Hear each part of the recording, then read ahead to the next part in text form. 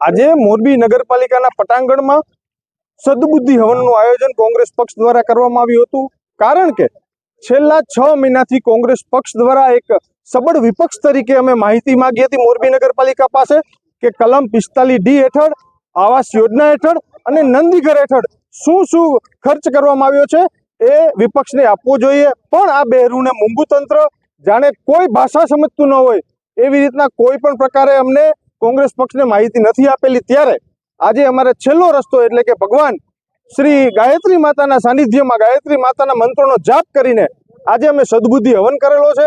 જો હજુ પણ સદબુદ્ધિ આવે અને મોરબીના લાખો લોકોએ ચૂકવેલા કરોડો રૂપિયાના ટેક્સનો હિસાબ આપે તો આની અંદર ઘણો મોટો ભ્રષ્ટાચાર છે એ દેખાઈ આવે એમ છે। કારણ કે ભૂતકાળની અંદર 52 કાઉન્સિલર ભારતીય જનતા પાર્ટીના હતા અને મન ફાવે એમ પોતાના મન ફાવે એમ ખર્ચ તેમને કરેલો છે। આ 3 વસ્તુનો હિસાબ આપવામાં આવશે તો ચોક્કસ આગામી દિવસોમાં બહુ મોટો ભ્રષ્ટાચાર વિપક્ષ ખુલ્લો પાડશે।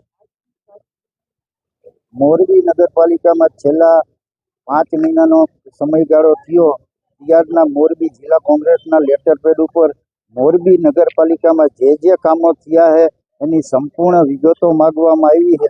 પણ આ વિગતો મોરબી નગરપાલિકાના વહીવટદાર કે ચીફ ઓફિસર દેવામાં શું કારણથી વિપક્ષને આ માહિતી પૂરી પાડતા નથી। એટલે ક્યાંક ને ક્યાંક 45D હેઠળ હોય કે નંદીઘર હોય કે મુખ્યમંત્રી આવાસ યોજના હોય કે ભૂગર્ભ ગટરની જે યોજના મોરબીની પ્રજાએ જે કરોડો રૂપિયાનો ટેક્સ ભર્યો છે વિપક્ષ તરીકે અમારી જવાબદારી આવે છે કે સત્તાધીશોએ શું કયા કામમાં કેટલા રૂપિયાનો વાપર્યા છે એના માટેની અમે વિગત માંગી છે। પણ આ વિગત આપવામાં આજની તારીખ સુધી આપી નથી। એટલે મોરબી જિલ્લા કોંગ્રેસ કાર્યાલયની તમામ ટીમે મોરબી નગરપાલિકાના પટાંગણમાં ગાયત્રી યજ્ઞ કરી અને મોરબી નગરપાલિકામાં જે સત્તાધીશો બેઠા છે એને સદબુદ્ધિ આપે।